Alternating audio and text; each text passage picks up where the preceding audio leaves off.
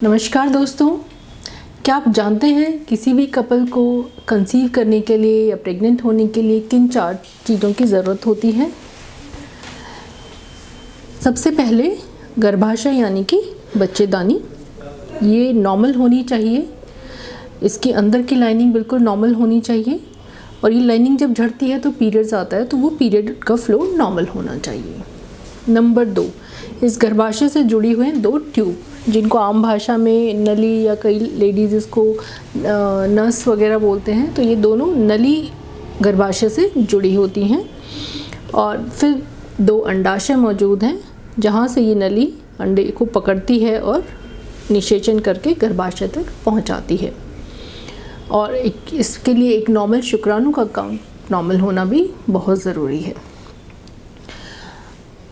अब इन ट्यूब्स को हम लोग कैसे जांच कर सकते हैं, इनका खुला होना हम कैसे जान पाएंगे, आज के इस वीडियो में हम इस बारे में बात करेंगे।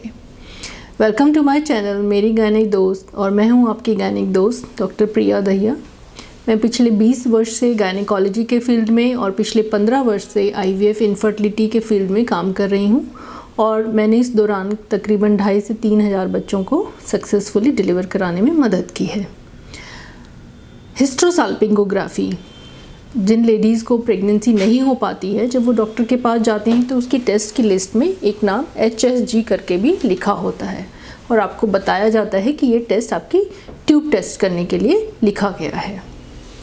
हिस्ट्रो यानी कि गर्भाशय यानी कि बच्चेदानी, साल्पिंगो यानी कि ट्यूब, फैलोपियन ट्यूब यानी नली, ग्राफी मतलब उसको जांच करना, तो इसीलिए इसका नाम हिस्ट्रोसाल्पिंगोग्राफी रखा गया है।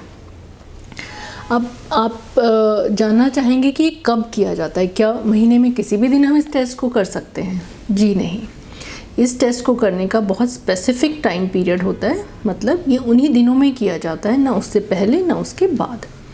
किसी भी लेडी को अगर माहवारी आती है तो उसके पहले दिन से अगर वो काउंट करना शुरू करे तो पीरियड के 7वें 8वें दिन पर तकरीबन हम ये टेस्ट करते हैं।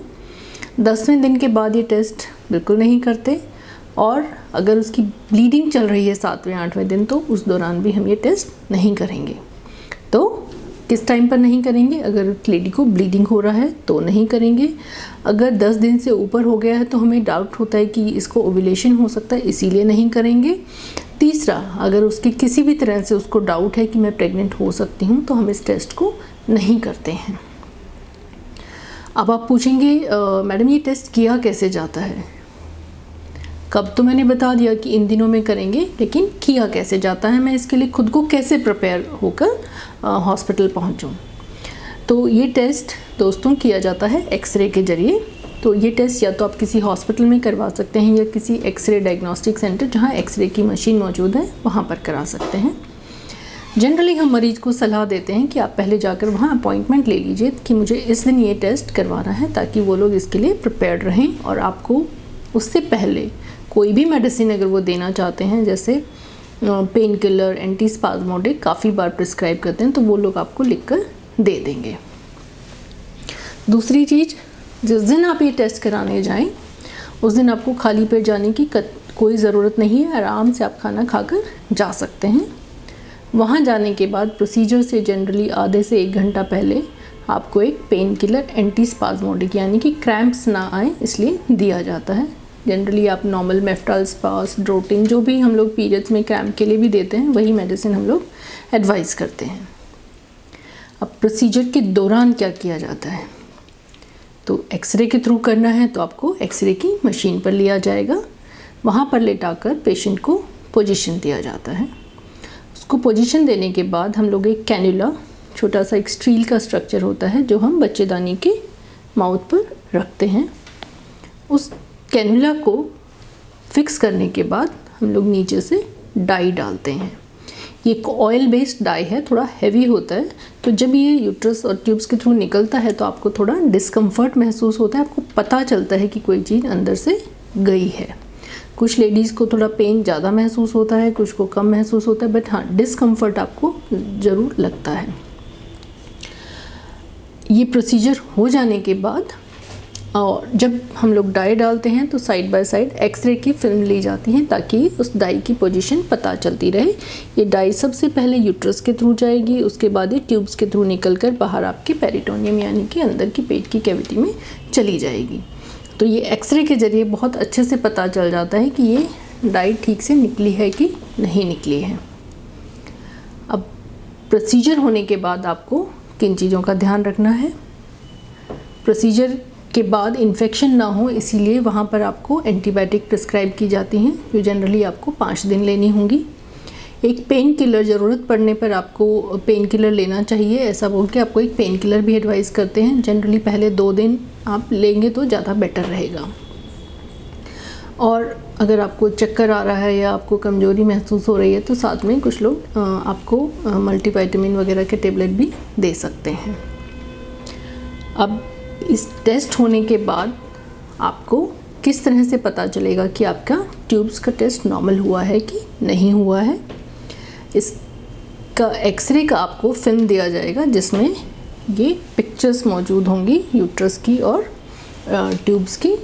ये एक एक्सरे की फिल्म या एक सिंपल पेपर पर प्रिंट करके भी दिया जा सकता है।